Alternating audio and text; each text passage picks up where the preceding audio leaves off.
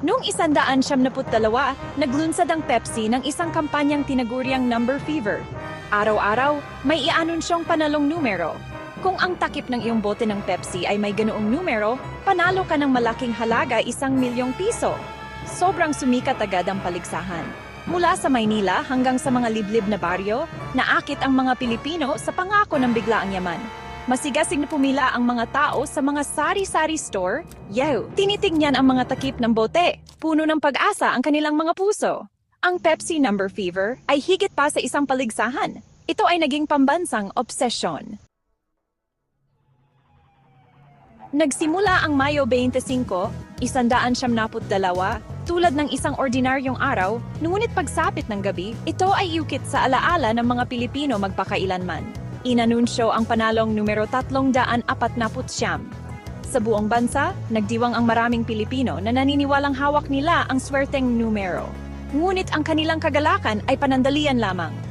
Lingid sa kaalaman ng publiko, isang malaking pagkakamali ang naganap. Dahil sa isang problema sa computer, isang hindi panalong numero, ang 349 ang nailabas.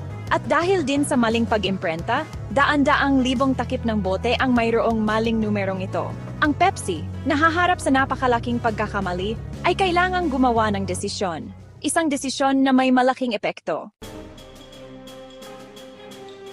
Ang tugon ng Pepsi sa krisis ay sinalubong ng matinding galit. Sa halip na ibigay ang buong premyo, nag-alok sila ng ₱500, isang maliliit na halaga kumpara sa ipinangakong milyon.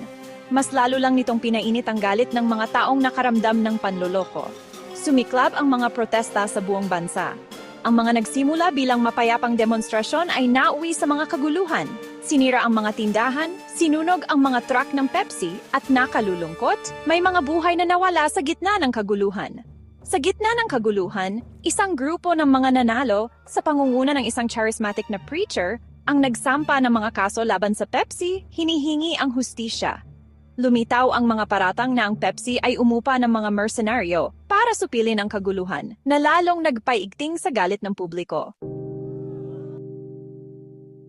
Tumagal ng maraming taon ang mga labanan sa korte. Sa wakas, noong 2006, na-dismiss ang huling kaso. Habang ang Pepsi ay hindi napatunayang pabaya, pinagmulta sila ng maliit na halaga, isang walang saysay na tagumpay para sa mga taong ang mga pangarap ay nasira. Malalim ang sugat na iniwan ng Pepsi Number Fever sa lipunang Pilipino. Ito ay nagsisilbing isang babala tungkol sa panganib ng kasakiman ng mga korporasyon at ang kahinaan ng tiwala. Hanggang ngayon, ang numerong 349 ay nagpapaalala ng masasakit na alaala. Isang malinaw na paalala sa panahon kung kailan ang pag-asa ay naging kawalan ng pag-asa at ang uhaw ng isang bansa para sa hustisya ay hindi napagbigyan.